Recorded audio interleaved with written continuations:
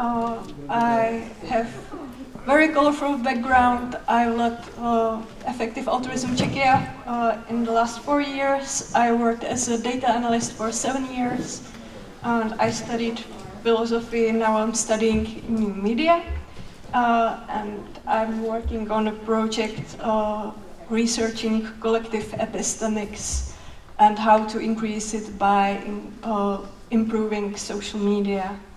And I've been also organizing Human-Aligned AI Summer School, which is led by one of the authors of this paper, Gradual, Disempowerment. And I've been hosting a lot of talks by the authors already, so I'm happy now to present it. But my presentation isn't based only on the paper, but there are also some my thoughts. So I hope I will be able to differentiate and read the original paper if you really want to know what's there. Okay. So first, a bit of history.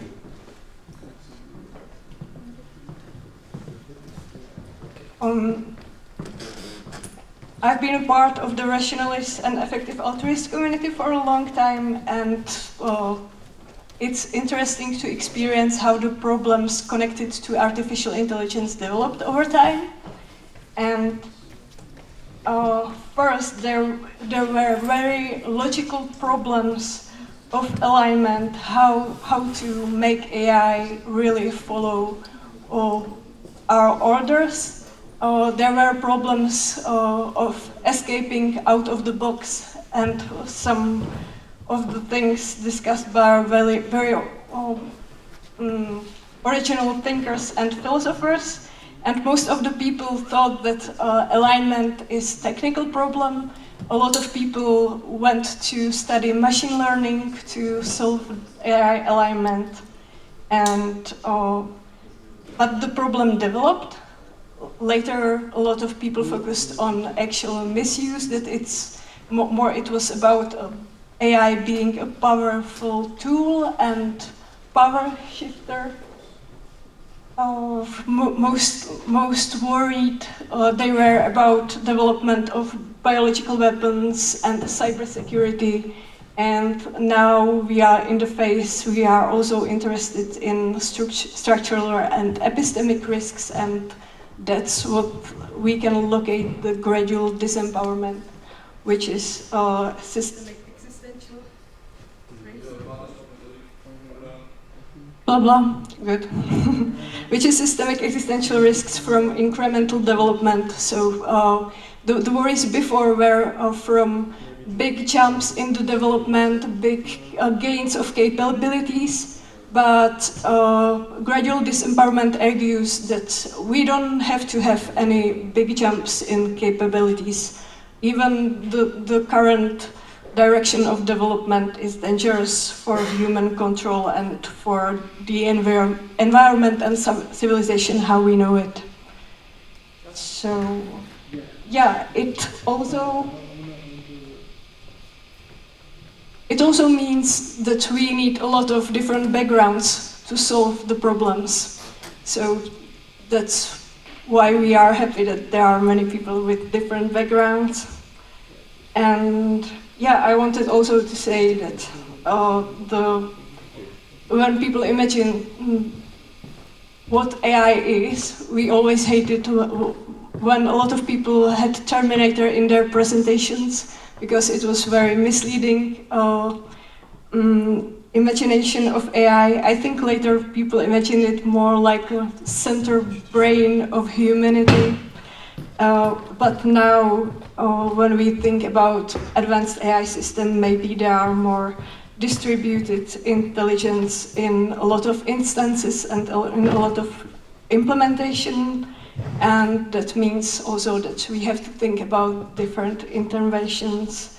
And we also need to agree on what does it mean to save human agency, and what is the value here to protect. Yeah, so this is some kind of illustration. What does it mean to be disempowered and empowered? And this is about the paper. So they mostly focus on three main areas of human life, three main social structures, which should be aligned with human interests. And right now, all these social systems, economic system, culture, and state or governance are aligned with people by some explicit and implicit mechanisms. The explicit ones are voting and consumer choices.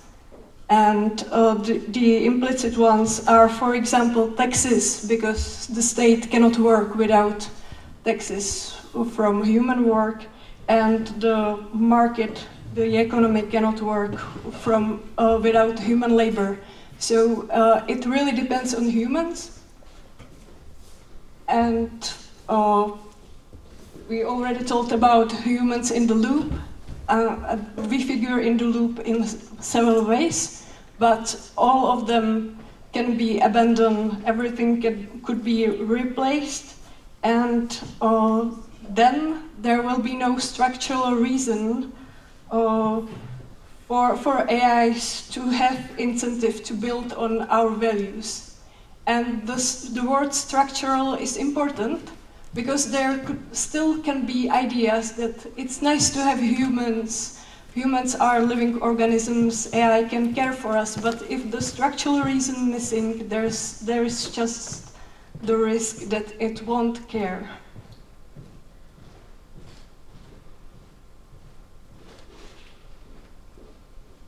Yeah, maybe.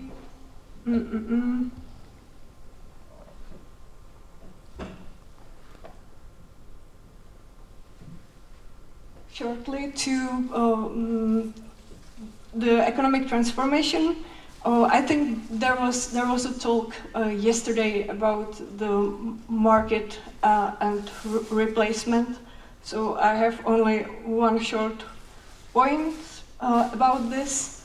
There were transformations all the time. People were automating.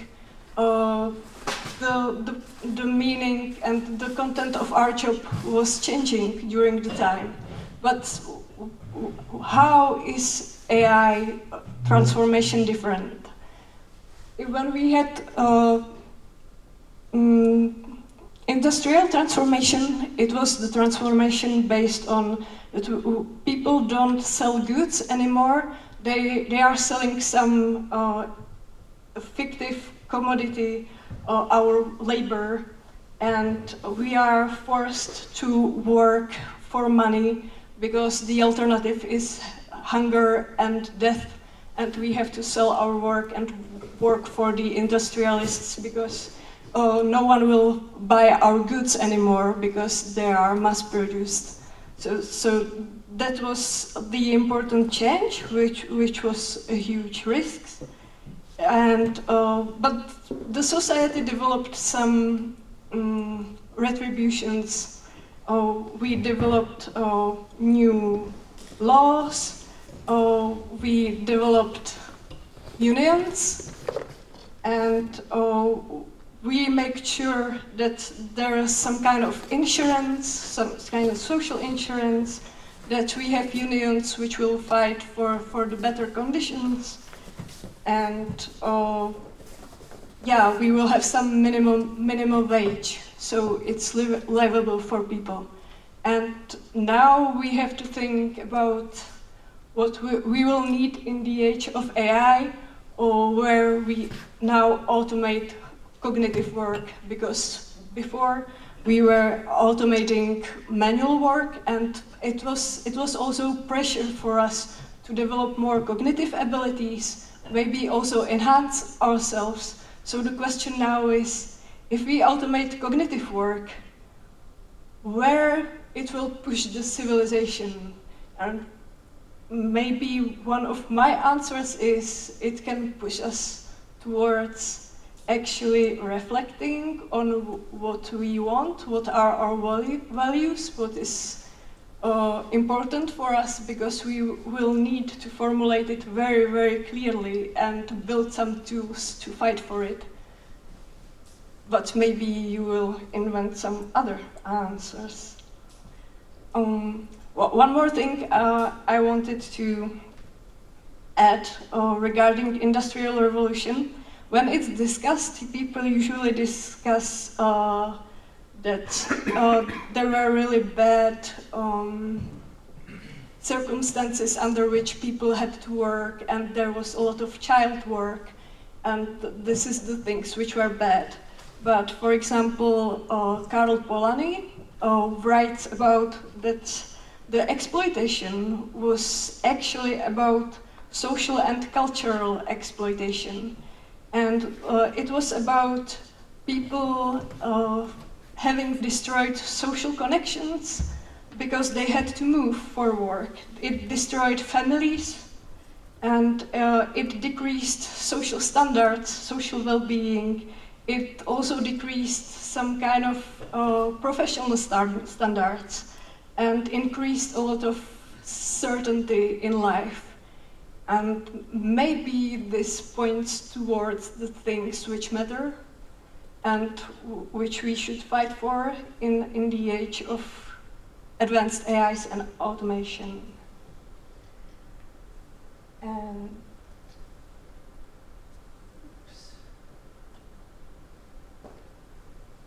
okay, so that's mostly what I said already, that we now automate cognitive work. One point the paper makes is that even if we remained owners of things, we cannot effectively direct things. We can still lose control because those who will automate and give controls to the AIs will be better in the competition. And one more thing, which I encounter a lot of in the debates and in the public sector, is that a lot of people are thinking about AI still as a tool, and I think it's a bigger obstacle in moving forward in the discussions because of instrumental convergence and because of the optimization, which is stronger than anything we encounter so far. For example, we developed immunity against Nigerian prince spam in our emails, but we cannot develop immunity against AI optimizing messages against us. So this will be different, and it's important to think that it's not a tool anymore. Okay, and the other argument in the paper, important one, is that it will be finally about the struggle about the basic resources, about energy and land. And they distinguish two types of disempowerment. One is relative, where we can still be wealthy, we can own things, we can have UBI, but the main thing which everyone invests in is compute, and the compute is used for the systems to improve themselves, and we are getting more marginal and more marginal. And then it's the absolute disempowerment when we just don't have the physical resources anymore. Okay, and now to the category I'm most interested in and I'm working in. I think that about the epistemic erosion or epistemic crisis, or yesterday one colleague named it heuristic collapse.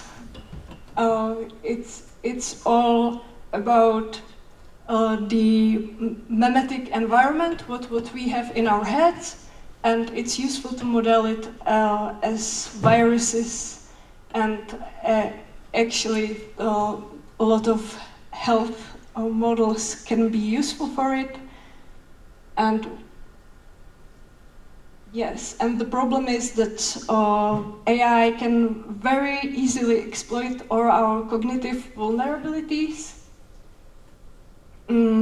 I've been working on one project with OpenAI before they cancelled their alignment team, and they were very much aware about the manipulation persuasion capability, which is very high in models. It can produce the texts now are so persuasive, and usually it's tested on a bluffing games. I don't know if you know. In Czech, it's Městečko Palermo. In other countries, it's a werewolf game, or maybe what's the diplomacy game. And AI are just too good in it. They can really outmaneuver us, persuade us about everything, and soon we cannot believe anything what's on the internet. And another problem is that a lot of people think that they are actually immune, that they don't believe things on the internet. But the thing is that they are maybe immune against the spam tactics, which the firehose of falsehood tactic, which is used by power actors. But there are different tactics already, and one thing which is tested is how people are prone to more subtle manipulations. For example, that you see something in your feed which is about the topic you don't know much about, and it basically depends on your it exploits your ability to be a rational person and construct coherent picture of the world, and it just makes you subtle hints, and you will connect the dots yourself. You really think that it's your thinking, but you've been exploited for the tactic optimized for people who are more independent thinkers. And yes, this is from paper on intent-aligned AIs will deplete our agency, and they argue that we will still have the feeling of agency, even though we will be completely manipulated. So we cannot rely on our feeling. My example would be, do you think that politicians who are now in power are agentic? That it's their decisions? No. So, yes, everyone is shaking their heads. It's true, they are not immune themselves. They are victims of the same manipulations. They are making bad decisions based on disinformation they decided to flood in the systems themselves. And my favorite example is Steve Jobs, who didn't have to die because he had cancer, but he was surrounded by people who preferred alternative solutions which didn't help him, and he was very wealthy. But currently, if you don't support science, you can easily make really bad decisions about your health. Okay. So what the paper on disempowerment argues about is that we will be flooded by super stimuli, which will be very personalized, and we will start to be more passive consumers of the content which is generated for us. They argue that there will be more and more producing from machines to machines. a lot of AI-generated content. Yesterday, Lukáš mentioned the Pravda Web, which is for AIs to basically flood the models. There are a lot of websites which are already designed only for machines. For example, affiliate marketing fake websites, which purpose is fake traffic to websites, and then you can say, I brought you these customers, pay me some fee. And there's a lot of websites which are not visited by humans at all. It's a problem from several perspectives. For example, James Scott in the book Seeing Like a State argues that we are contributing to a world which, like, he's talking about governance. And if you want to govern a state, you want a lot of data about people. So you force people to do more and more administrative. So, then you can have better decisions.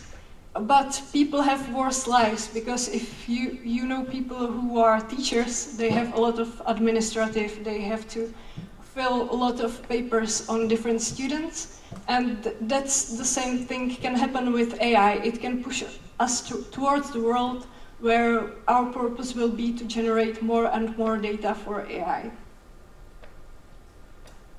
Yes, and another direction is that we will prefer actually to communicate with chatbots rather than communicate with people.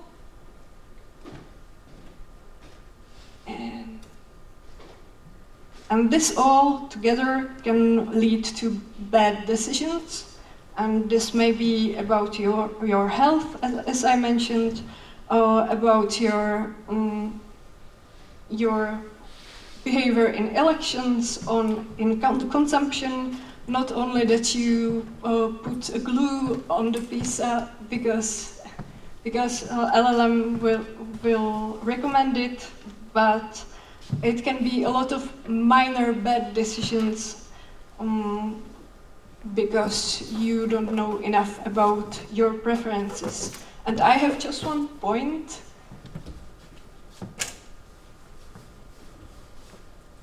Doesn't work?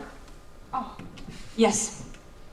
And this is from political science, which I've been really surprised to discover that there is a concept of false consciousness. Who knows it? No one knows it. That's interesting, because it was surprising for me too.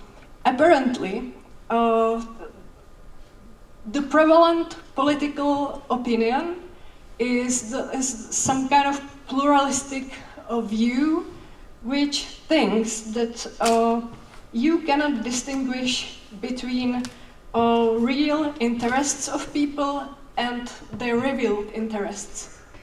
And false consciousness is a name for when you don't have enough awareness about your real interests. And political scientists don't work with the term real interests because they think that it's not operationalizable term, because it's elitist to think about other people that they have different interests than they actually revealed to prefer, and that the researcher can arbitrarily impose the interests on them, and that we should always work with the interests they say they have. But there's a lot of very obvious problems with it. For example, you don't know that your preference is really unrealistic, or you are confused about what policy will actually really lead to your interest.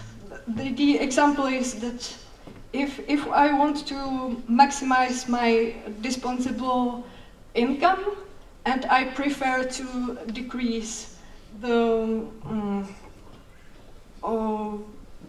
what's the tax from products, how is it called? Value added tax.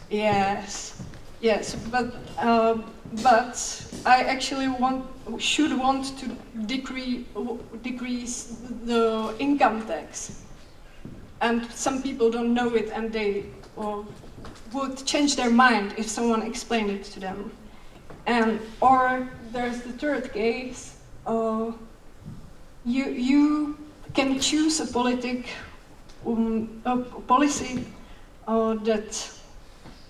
that is based on your lack of experience. For example, you will prefer increase of income over increase of creativity at work because you never experienced creativity at work.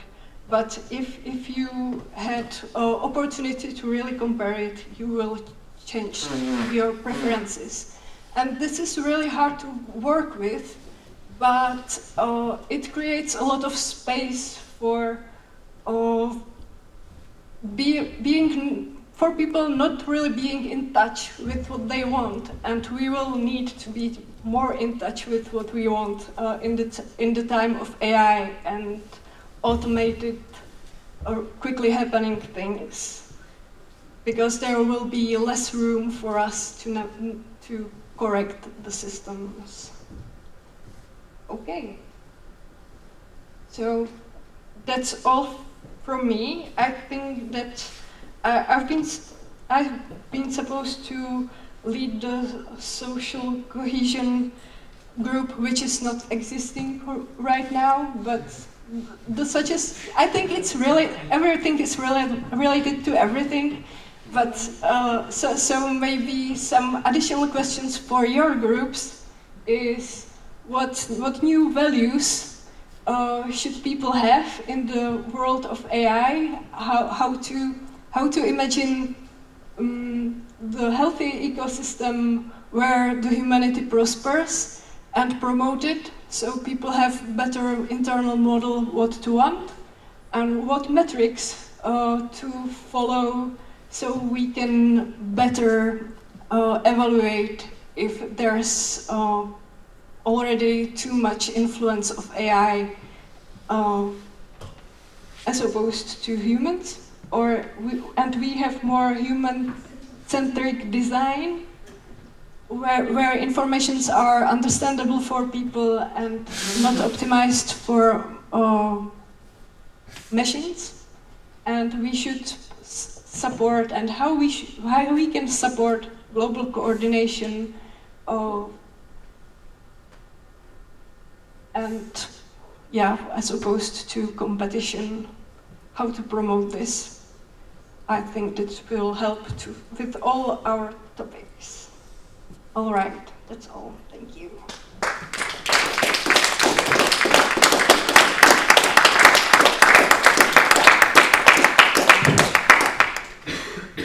There was just a map which dropped yesterday of AI and democratic values. So I recommend you to check it. It was from Human-Centric Technology Research Group. Any questions? Máte otázku? Někdo na Hanku?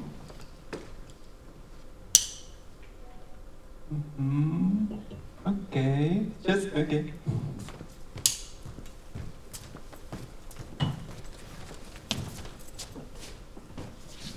Thank you, Hanka.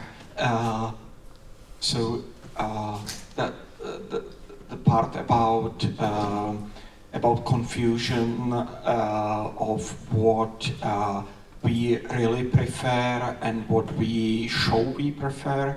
So I didn't know it by this name, but I learned that sometimes people distinguish between the real preferences, the preferences which are exhibited by the behavior of the people, and then the third group is stated preferences, the preferences you reveal when asked.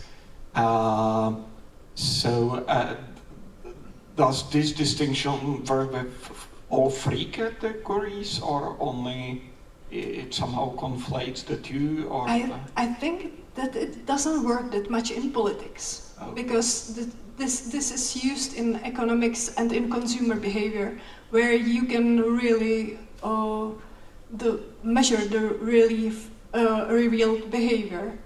But there may be some additional dimension which is still missing there, how the product was useful actually after you bought it. But that's where economics research ends. But I think it wouldn't actually work that much for political preferences, because it has too long feedback loop, and yes, people usually don't correct on these opinions.